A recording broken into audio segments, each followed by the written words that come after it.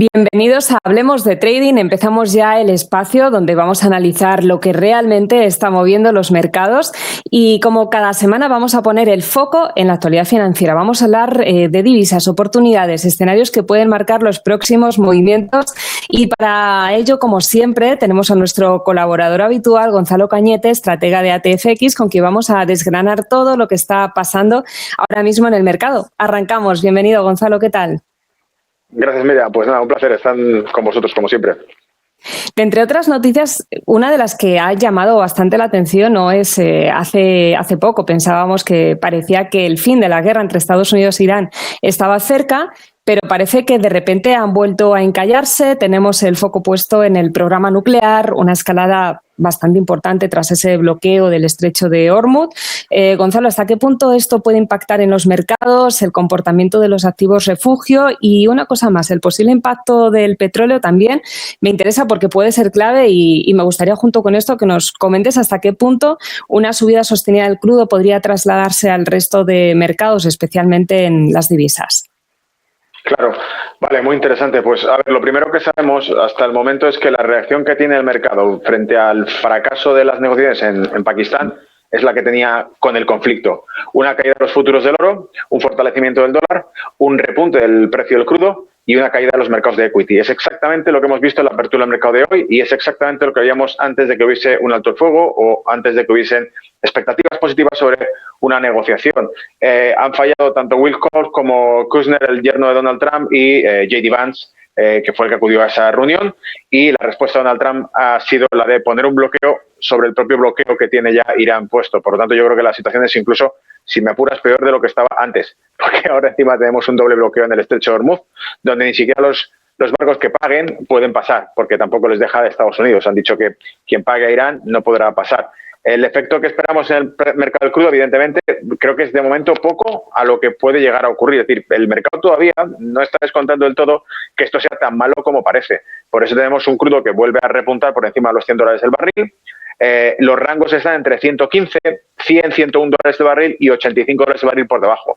Estos son los rangos que estamos manejando desde que empezó el conflicto y, por tanto, creo que de momento probablemente la situación actual desde el punto de vista geopolítico nos lleva más hacia los 115 dólares que hacia los 85 dólares, está clarísimo, y estamos ya pues por encima de ese rango de 100, 101 dólares, que además dimos como referencia para estimar el profit que podían hacer las compañías relacionadas con el crudo. Si la audiencia quiere echarle un vistazo, por ejemplo, a un ETF energía, el ETF que puedan escoger Estados Unidos, que esté compuesto por básicamente la industria de gasística y de petróleo de Estados Unidos, va a ver que hay un repunte brutal, porque de los tres grandes proveedores de crudo del mundo, Arabia Saudita, Rusia y Estados Unidos, solo Estados Unidos, con este conflicto, se queda en pie como único proveedor para Occidente especialmente y también para Oriente, porque Japón probablemente tenga que recurrir a su socio Estados Unidos para abastecerse de combustible. Mientras que el suministro de Rusia queda bloqueado por las sanciones debidas a la guerra de Ucrania y el suministro saudita y del Golfo queda bloqueado por el estrecho de Hormuz. Entonces, para mí el negocio está listo y, de hecho, una de las cosas que vi esta mañana fue el tráfico de comercio por el Golfo de América o antiguo Golfo de México, que es directamente por donde todo el tráfico que nos está pasando por Hormuz está yendo de petroleros del mundo entero hacia el Golfo de México para poder tomar de Texas petróleo y poder utilizar el petróleo, el crudo estadounidense. Por lo tanto, son días dorados. Por eso algunos piensan que esta crisis no es una crisis. Esta guerra en la que se ha metido Trump no es un error, sino que está bien planificada. De momento podríamos decir que el mercado está, en lo que ha empezado la semana, en estado latente, pero los movimientos más importantes podrían venir en los próximos días. Sí, yo creo que el mercado todavía no es consciente del problema que podría representar esto. A las 10 de la mañana hora de Estados Unidos, es decir, en breve, si no es ya, porque no he echado cuentas, pero prácticamente será a estas horas aproximadamente, en un par de horas, cuando será a las 10 de la mañana de Estados Unidos, es cuando en principio ponen en vigor el bloqueo.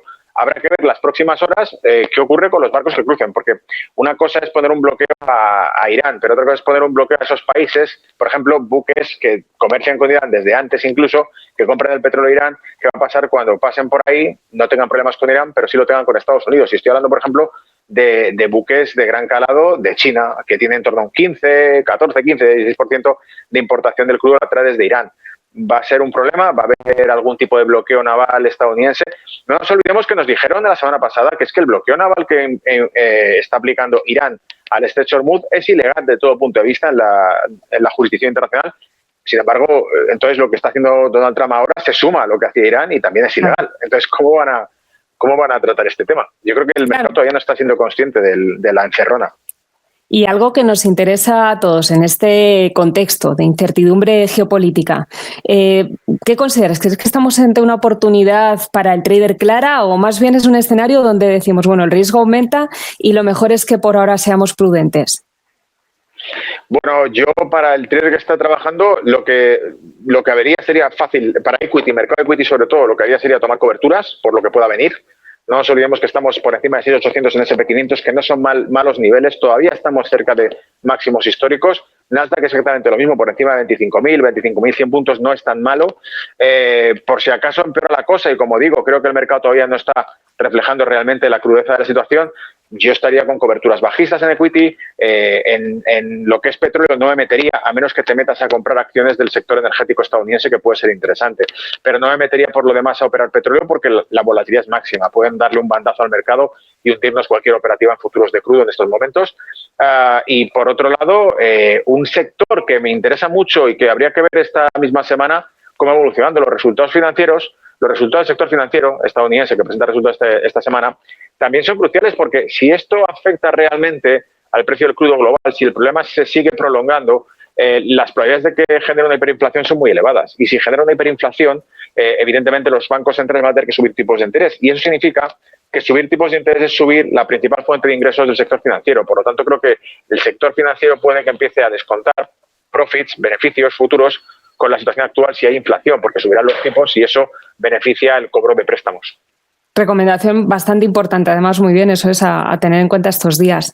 Y hay otra noticia, Gonzalo, que me ha llamado la atención, que me has pasado, que es el hecho de que, según ha dicho la CNN, Francia e Italia están, si no he leído mal, negociando directamente con Irán para obtener permiso para que sus barcos transiten por el estrecho de Hormuz. Y este hecho de que esté negociando directamente con Irán para proteger los intereses, ¿crees que podría interpretarse como una falta de unidad dentro de Occidente o qué implicaciones tendría eso para la estabilidad del mercado?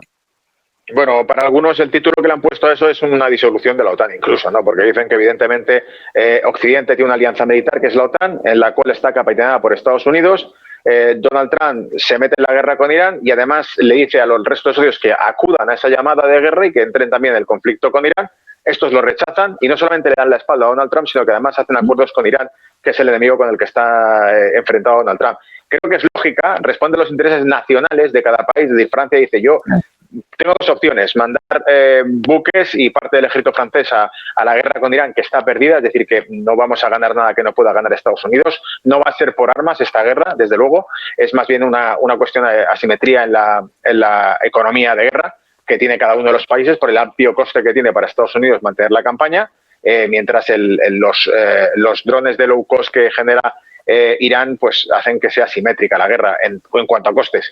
Pero lo que voy, Francia probablemente lo que diga sea eso, bueno, esta opción no es buena. La otra opción que es que yo directamente coja el teléfono, hable con Irán y le diga, ¿me dejas pasar los buques que necesito? Y que Irán me diga, pues si usted paga, sí, no hay problema, por ejemplo. Y en este caso incluso he leído que Japón habría pagado ya en yuanes a Irán por uno de sus buques. La pregunta del millón, que todavía no sabemos y que cuando empecemos a ver hasta qué punto es real, puede que impacte entonces al mercado, es si en todo caso, ahora sabiendo eso, puede que bloqueen barcos franceses o puede que bloqueen barcos italianos o barcos incluso españoles, porque España también ha contactado con Irán a través del ministro de Exteriores, también le ha pedido mesura, que desescalen la situación, que negocien con Estados Unidos, etcétera. Entonces, si existe un tráfico marítimo ahí de estos países, sea China, sea Japón, sea Francia, sea Italia, ¿qué va a hacer Estados Unidos con los buques? ¿Los va a parar? Y las reacciones, de hecho, me imagino que Donald Trump no se van a hacer esperar, ¿verdad? No, claro.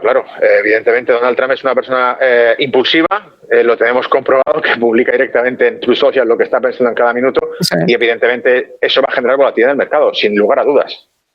Además, si nos vamos a lo que es parte ya de lo que vienen siendo los mercados financieros, si estos acuerdos permiten mantener flujo de petróleo para algunos países, ¿podríamos ver distorsiones en el mercado? Por ejemplo, no sé, divisas, competitividad económica entre regiones. Sí, sin duda. Es otro de los factores. Muy bien traído porque eso no lo había considerado, pero evidentemente se pueden producir asimetrías si vemos que algunos países tienen mayores ventajas frente a otros en este ímpetu del comercio. Por ejemplo, lo que solemos llamar las commodity currencies, tenemos la corona noruega, tenemos el rublo ruso. Este tipo de divisas se van a ver fortalecidas a medida que se tense el mercado del petróleo, porque básicamente casi siempre se ven favorecidas por esto. Si hay algún país que consigue algún acuerdo preferencial o especial, probablemente también se libre de eso, veamos su moneda fortalecida, pero principalmente los productores de energía van a tener la moneda más fuerte, la corona noruega, el rublo ruso, incluso el propio dólar estadounidense también se verá así si empiezan a demandar más combustible estadounidense, porque hará falta comprar dólares para comprar el crudo de Estados Unidos. Y como digo, esas commodities, o sea, esas monedas se acaban convirtiendo en commodity currencies que sirven como cadena de transmisión entre el mercado de commodity, el forex y los mercados de capitales, que es, al fin y al cabo, esto, las balanzas comerciales influyen en la ganancia que tiene y la riqueza que genera un país, y por lo tanto su moneda se revaloriza en la medida en que estos países empiezan a vender más y a mejor precio el crudo que producen, evidentemente. Así es un dato importante además a vigilar. Y hay algo, antes de que terminemos estos minutos que nos quedan, quería hablar también sobre las tensiones que hay entre Europa e Israel, que siguen aumentando. De hecho, Israel se ha negado a permitir que Francia participe en las próximas conversaciones directas entre Israel y Líbano, porque bueno, lo que considera al final es que es un mediador injusto, que no es parcial debido a las acciones que se han llevado a cabo durante el último año.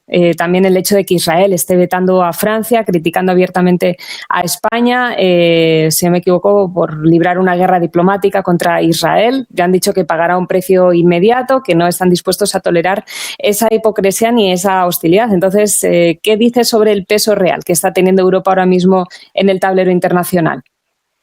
Estamos en una situación muy interesante porque por primera vez de hace mucho tiempo estamos viendo que Europa responde de forma distinta a la que responde Estados Unidos y que además tiene una confrontación directa con el socio principal de Estados Unidos, que es Israel. En algunos casos, algunos han descrito a Israel como la base militar más grande de Estados Unidos en Oriente Medio. Israel es o bien la cabeza de lanza de Estados Unidos para los intereses en Oriente Medio, o bien incluso algunos aseguran que Israel es el que dirige la política exterior de Estados Unidos. La cuestión aquí es que diverger entre Israel o Estados Unidos, que es prácticamente lo mismo, la política exterior es la misma, como digo, para algunos es dictada por Israel y acatada por Estados Unidos o por este caso Donald Trump, que es lo que ha dicho básicamente Tucker Carlson, que no tiene libertad de decisión Donald Trump, porque anuncia un alto el fuego y a las pocas horas Israel lo viola y le obliga a desdecirse a él, al presidente de Estados Unidos, diciendo que bueno, el Líbano en realidad no estaba dentro de ese acuerdo, aunque veíamos que había sido publicado como condiciones y que había sido aprobado por la Casa Blanca según el New York Times. Entonces, en conclusión, ¿va por libre Europa? Yo, ¿sabes lo que creo, Miriam, que ha podido ser el detonante de que veamos una postura política cada vez más divergente en Europa? Empieza por Francia. Sí. Francia, para muchos, el Donald Trump de Europa es Macron. Y Donald Trump hizo una broma sobre Macron y su esposa hace como una semana o 10 días, no recuerdo exactamente ahora el momento, pero delante de las cámaras lo que dijo fue que le había dado un derechazo o algo así la esposa de Macron a Macron y todavía se estaba recuperando. Entonces, esta broma que hizo sobre Macron para algunos era muy ofensiva. El propio Macron dijo que un líder de Estado no podía hablar en esos términos, porque evidentemente les degradaba a todos ellos, como por su papel y por su rol. Y automáticamente después de eso hemos visto la gira de Macron yéndose a China. Hemos visto las palabras de Macron criticando abiertamente la política exterior de Estados Unidos y entonces, por lo tanto, estamos viendo que esa divergencia se produce en el momento en que Donald Trump quizá cruza una línea roja y ofende personalmente a un líder de Europa, que hace que este líder de Europa también tenga que, por propio ego, empezar a hacer comentarios divergentes de Estados Unidos, de Donald Trump, y abiertamente ponerse en contra de ellos. Francia ha criticado a Israel, eso lo sabemos. Israel le acusa a Francia de que no es lo suficientemente incisiva o crítica con Hezbollah. Y luego hemos tenido también el incidente, por ejemplo, del soldado español que ha sido retenido por fuerzas israelíes.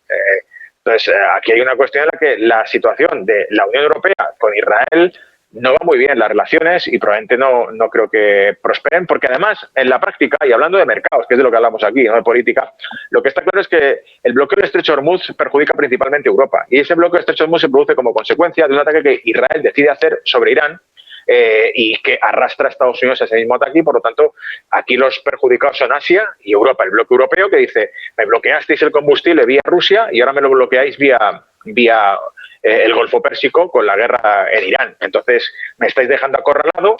He hecho una política de transición energética que básicamente lo que ha hecho ha sido destruir sus propios recursos energéticos. La Unión Europea ha aplicado políticas de autosabotaje energético que han cerrado centrales nucleares, centrales hidroeléctricas. ¿Y ahora qué? Ahora que estamos en una crisis como esta, ¿qué le queda a Europa? Las tensiones aumentan todavía más, si cabe, en el terreno internacional, está claro.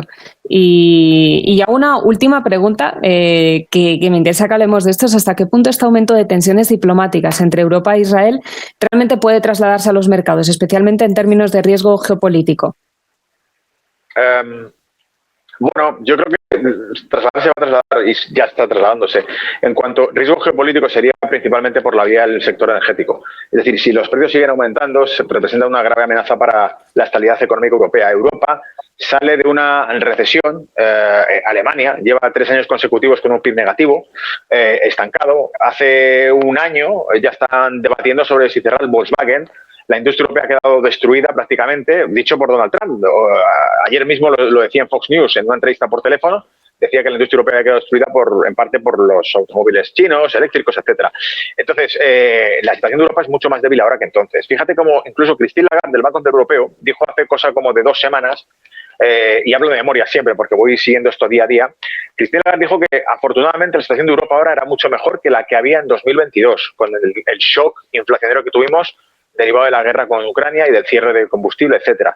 Yo creo que es al revés, es mucho peor ahora que entonces. Lo que pasa es que no te lo van a admitir porque generaría un pánico terrible, pero es mucho peor ahora que entonces. ¿Quién se puede creer todo esto? Claro, exacto, sí. Totalmente.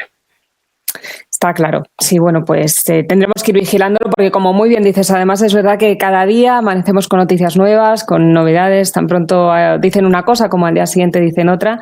Así que tendremos que seguir hablando en las próximas semanas de todo esto. Muchas gracias, Gonzalo, que además nos estás recibiendo desde unas vistas privilegiadas. Sí. Las enseñaremos en nuestro canal. Las nuevas oficinas. Sí, sí, muy bonito, la verdad. Así que, bueno, pues nos quedamos con esto. La semana que viene seguimos con mucho más. Muchas gracias por recibirnos y nada, la semana que viene seguimos contando más cosas. Gracias. Gracias, Miriam. A ti, un abrazo.